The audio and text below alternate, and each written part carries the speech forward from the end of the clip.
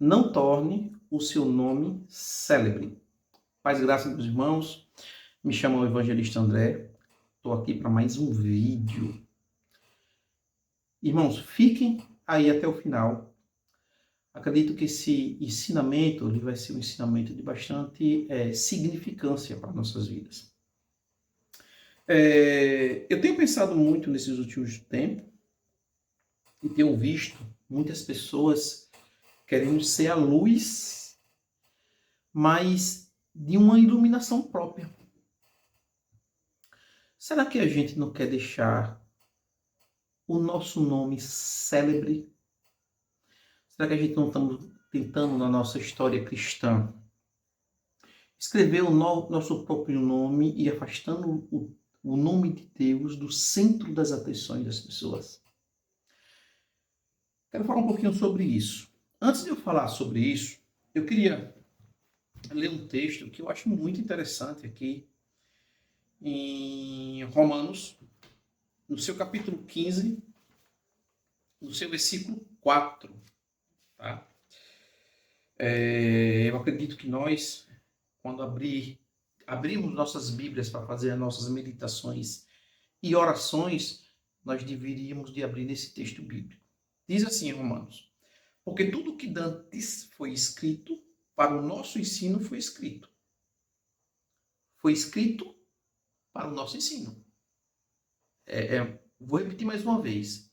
Foi escrito para o nosso ensino. Para que pela paciência e consolação das Escrituras tenhamos esperança. É ela que é a nossa garantia e a nossa regra de fé. Se temos um guia hoje aqui, é a Escritura Sagrada. E o que é que ela aponta? Ela aponta para trás. Ela tá apontando para a gente aprender o que aconteceu lá atrás, para que a gente não erre no presente, para que tenhamos um futuro com Deus.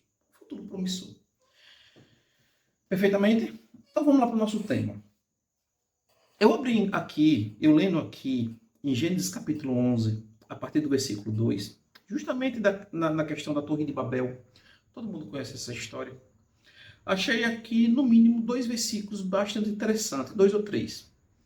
Diz assim o verso 2: E aconteceu que, partindo eles do Oriente, acharam um vale na terra de Sinar, e habitaram ali.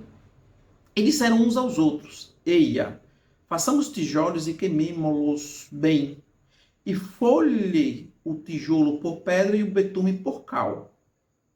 E disseram: Eia, edifiquemos nós uma cidade e uma torre cujo topo chegue aos céus, e façamos um nome para que não sejamos espalhados sobre a face de toda a terra. É nesse ponto aqui que eu quero conversar com vocês, na realidade. A gente está falando aqui de um povo muito próximo dos descendentes de Noé. Apesar que estava um povo, já nesse período aqui, rebelde, de uma certa forma eles se rebelaram contra Deus, eles eram um povo que veio da descendência de Noé, que foi gerado dali depois do dilúvio. E muito próximo mesmo. Por quê? Muito próximo mesmo. Porque no Gênesis, no capítulo 10, a gente vê, né, que Nirod, ele era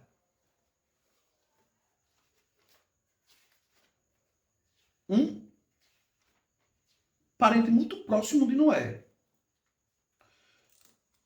Gênesis capítulo 10, olha aqui, ó. Verso 6, diz assim: E os filhos de Cã são Cush, Mizraim, Put e Canaã. E os filhos de Cush são Seba, aí ele vai falando aqui. Quando chega aqui, verso 8, diz assim: E Cush gerou a Nirod. Este começou a ser poderoso na terra. Então, Cã, ele gerou Cush, e Cush gerou Nirod. Então, Nirod, ele era um bisneto de Noé. Então, a genealogia, a cronologia dele estava muito próxima ali de Noé. Só que esse povo já estava afastado. Mas não deixava de ser um povo de quem? De Deus, mesmo transviado. Agora, o que eu quero dizer com isso?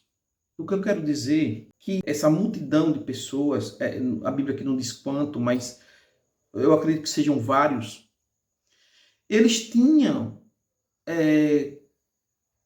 o corpo humano para fazer a obra. Eles já estavam se tornando um povo de Deus transviado, mas eles tinham o corpo humano para fazer a obra e a obra estava dando certo. Observe aqui que eles tinham o quê? Eles disseram assim, repare, façamos tijolo, queimemo-los e folhe o tijolo por pedra, tá vendo? E o betume por cal. E eles fizeram, e diz assim, e edifiquemos nós uma cidade e uma torre cujo cume toque aos céus. Agora, veja só o que é interessante aqui, irmãos. Era um povo que, entre aspas, era um povo de Deus, que conseguiram fazer uma obra, que conseguiram até levantar algo para poder chegar nos céus, mas não chegou na sua totalidade. Não chegou totalmente. Agora, só que o texto aqui, eu vou pegar aqui a interlinear, fala que eles queriam tornar célebre uma coisa. Olha o que é interessante aqui. Disseram, vinde, edifiquemos para nós uma cidade e uma torre, cujo topo chega até os céus, e tornemo-lo célebre o nosso nome. Olha quem era que eles queriam tornar célebre. O nome deles. Será que hoje as igrejas, por causa desse meio gospel, por causa desses famosos, eu não nasci para ser famoso. Eu nasci para ser um proclamador e um ensinador da palavra de Deus. A missão da igreja aqui é uma que Cristo deixou. E não foi fama. Foi ide e pregai o evangelho a toda criatura. Quem crê e for batizado será salvo. Quem não crê será condenado. Esse é o mandamento que Cristo deixou para a gente. Não foi para a gente ter poder. Deus não mandou a gente ter poder. O poder que nós temos que ter é o poder operado pelo Espírito Santo na nossa vida para a glorificação de Deus. Então, essas pessoas queriam tornar célebres e quem? O nome deles. Agora, veja só o resto do versículo. Para que não sejamos espalhados por toda a terra. Então, eles tinham algo que não queria ser, que estava fazendo aquilo, desobedecendo a ordem direta de Deus. Porque a ordem de Deus, logo no primórdio, foi frutificai-vos e multiplicai-vos e enchei toda a terra. Então, esse povo estava trabalhando ao contrário.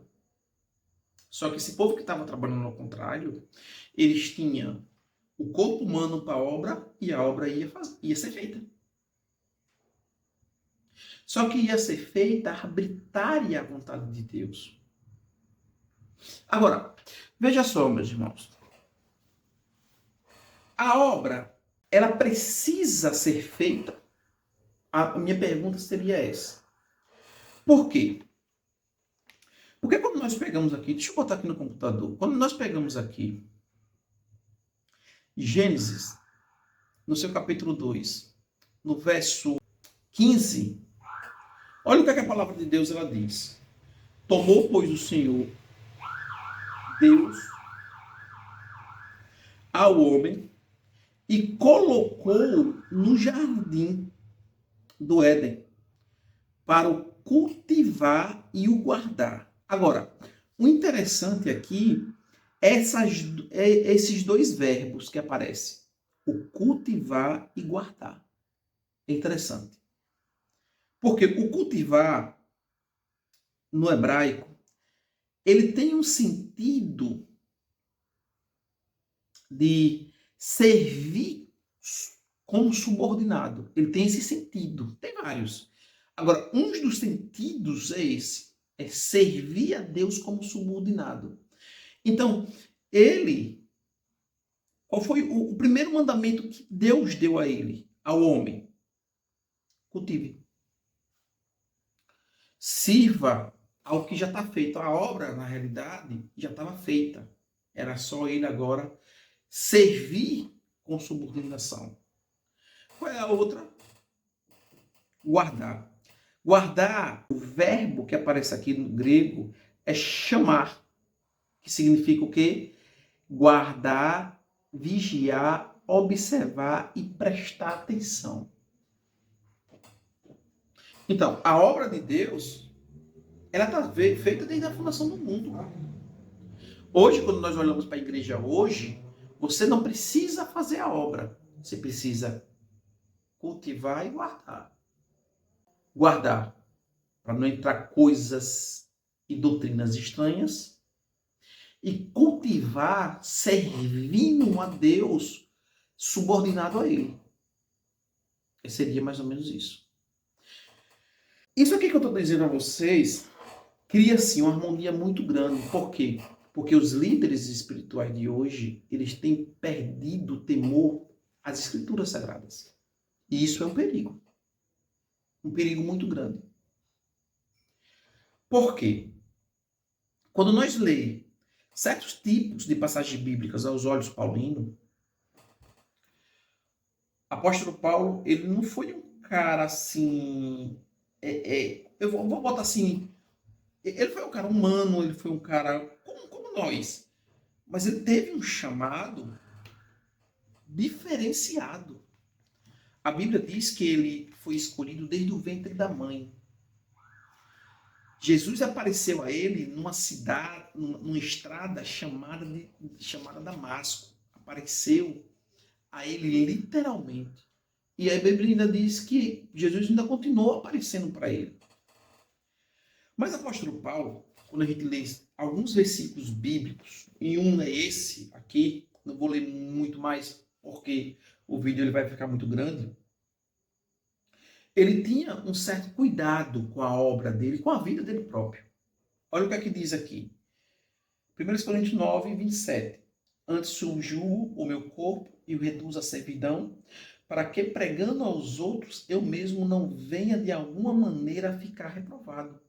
Ele tinha uma vigilância no sentido do chamado dele, ou das ações dele também. Ele tinha essa certa vigilância. Por quê? Porque ele era um homem que ele era muito usado pelo poder do Espírito Santo.